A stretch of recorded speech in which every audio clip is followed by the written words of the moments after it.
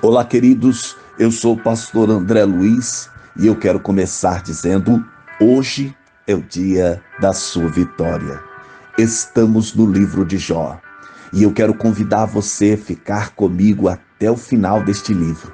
E eu tenho certeza de que Deus irá falar muito conosco, porque este livro de Jó é um livro profundo e único, e Deus tem muito a nos ensinar. Por isso, compartilhe esta mensagem, dê o teu like, inscreva-se neste canal e ative o sininho. E vem comigo, porque eu tenho certeza de que Deus vai falar muito conosco. Queridos, nós vamos ler Jó, capítulo 1, verso de número 1, que nos diz: Havia um homem na terra de Uz, cujo nome era Jó, e este era um homem sincero, reto, temente a Deus, e desviava-se do mal. Glória a Deus, queridos. A minha oração é que Deus nos revele a sua vontade e nos ensine por meio deste livro tão tremendo. Em Jó 1, vemos a descrição de um homem, de um dos santos mais notáveis da Bíblia. Jó, o nome vem de uma palavra árabe que significa retornar, a saber, a Deus. Arrepender-se, referindo-se ao seu fim, ou melhor, de uma palavra hebraica que significa alguém a quem foi mostrada a inimizade, muito provada. Nomes significativos foram dados frequentemente entre os hebreus de algum evento de vida posterior. Abel, por exemplo, em Gênesis 4:2, o alimentador de ovelhas. Assim, Emir de Uz, o nome aqui de Jó, foi por consentimento geral chamado de Jó, por causa de suas provações. A única outra pessoa assim chamada era um filho de Zacá, em Gênesis 46:13, você pode conferir. Jó, que é descrito pelo texto sagrado como um homem sincero, reto, temente a Deus e que se desviava do mal. Além de ser um homem fiel a Deus, Jó era um homem mais rico do Oriente. Na época, era um magnata da agricultura, pois havia muitas juntas de boi, e isso demonstra que ele arava a terra e plantava. E também era do transporte, ele era um magnata da agricultura e do transporte porque ele tinha muitos camelos, e os camelos naquele tempo eram considerados navios do deserto por causa da sua resistência naquele terreno inóspito. Seus 7 filhos e 3 filhas eram felizes e viviam em comunhão constante, e eles celebravam com banquetes um na casa do outro. Queridos, também era uma tradição entre os antigos que quando um homem tinha muitos filhos, sendo esses homens, eles eram considerados homens abençoados por Deus. Por isso, mesmo Jó, continuamente, ele oferecia também sacrifícios de holocaustos, intercedendo pela vida de cada um dos filhos, para que caso eles pecassem contra o Senhor, fossem perdoados. Ou seja, queridos, temos aqui um verdadeiro homem de Deus. Queridos, mas veja que a cabo de dias, certo dia quando o Senhor, Deus fazia uma espécie de reunião administrativa onde com os anjos, Satanás aparece entre eles. A Bíblia não descreve, mas a Bíblia deslumbra esse momento onde Deus está com o seu domínio, reunindo com os seus filhos, a prestar relatório, como se fosse uma reunião administrativa. Quem aparece lá? Satanás. E percebendo a sua presença, o Senhor perguntou de onde ele vinha. E ele respondeu que estava passeando pela terra e fazendo observações. E ele diz: Viste a Jó? Perguntou o Senhor.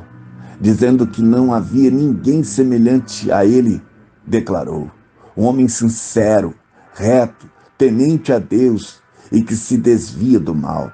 Preste atenção nisso aqui.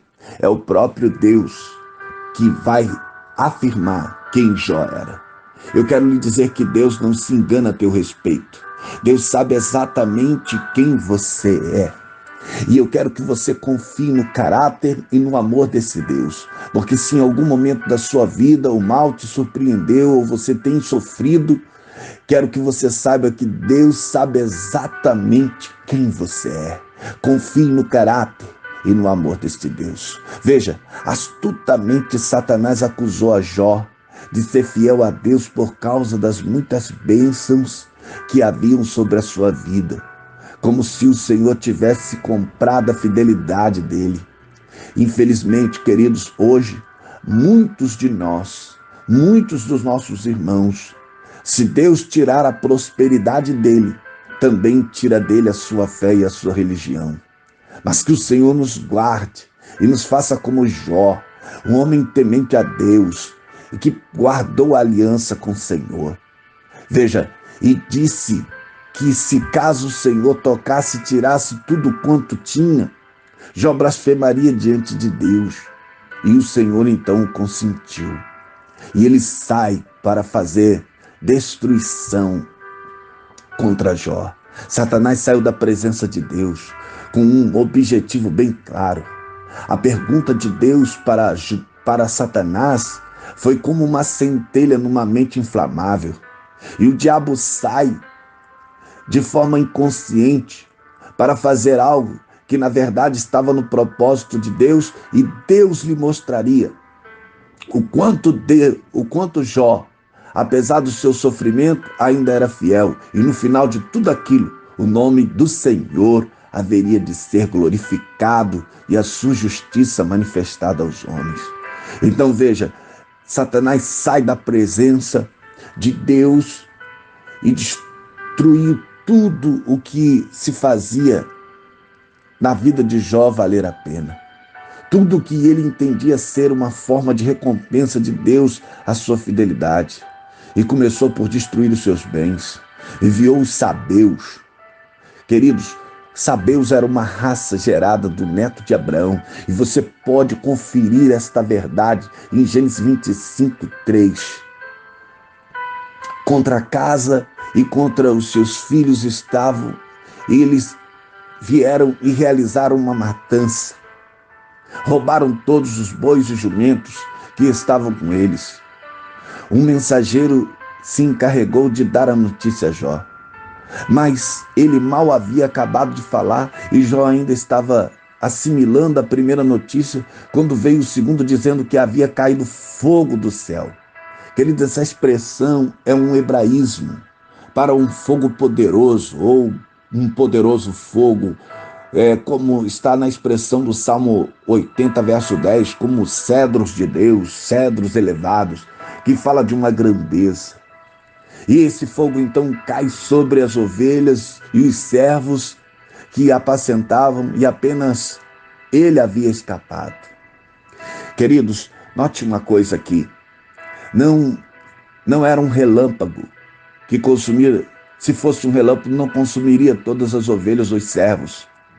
Mas diz aqui os estudiosos que é um vento ardente da Arábia, chamado pelos turcos de vento do veneno. O príncipe do poder do ar, como diz aqui em Efésios capítulo 2:2, é permitido dar a ele o controle sobre tais agentes destrutivos. E veio então consumiu aquelas ovelhas e os pastores. Da mesma forma, tendo o mal atacado, tendo acabado de falar, da mesma forma, tendo aquele mal acabado de falar, veio outro mensageiro e disse que os sabeus atacaram a frota de camelos, matando os seus companheiros e levando todos os animais. Mas a pior notícia, com certeza, foi a última. O último dos servos veio a Jó. Ele disse que quando seus filhos estavam em um banquete na casa do irmão mais velho, veio um grande vendaval e derrubou a casa e todos morreram, menos ele, o mensageiro. e foi dar a notícia a Jó. Quando finalmente as más notícias pararam de chegar, Jó levantou, rasgou a sua roupa, em sinal de humilhação e vergonha.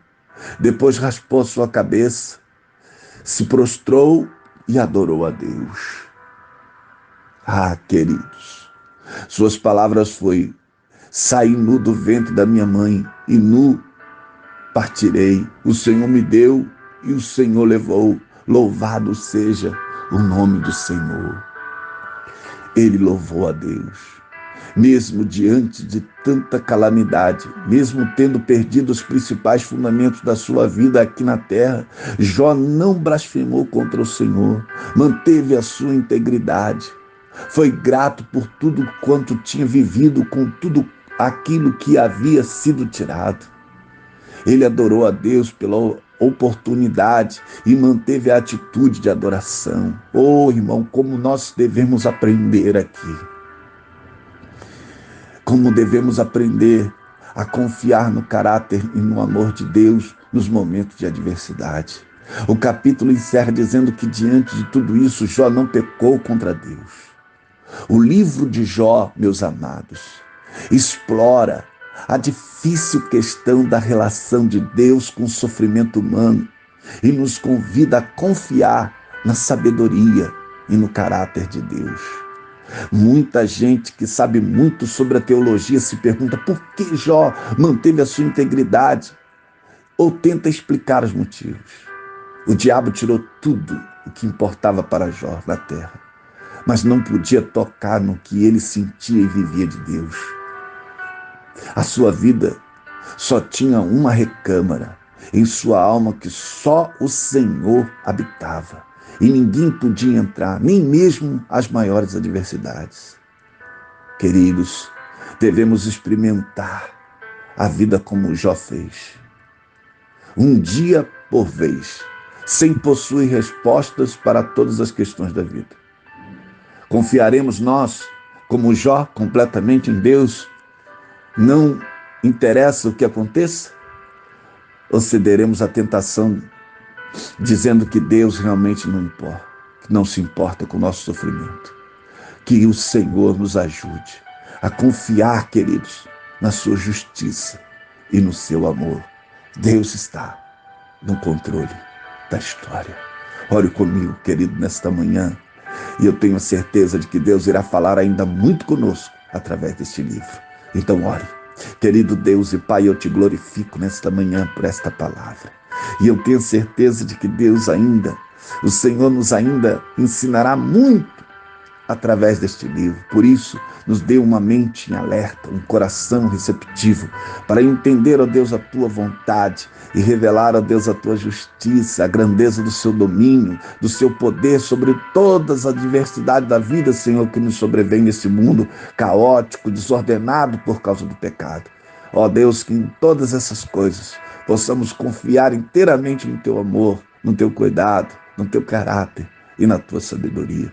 Esta é a oração do teu servo nesta manhã e desde já te agradece, em nome de Jesus. Queridos, eu vou ficando por aqui, mas eu quero pedir a você que compartilhe essa mensagem, faça ela chegar a mais pessoas, dê o teu like, inscreva-se neste canal, ative o sininho, para que você possa ser notificado a cada manhã quando colocarmos aqui uma nova mensagem.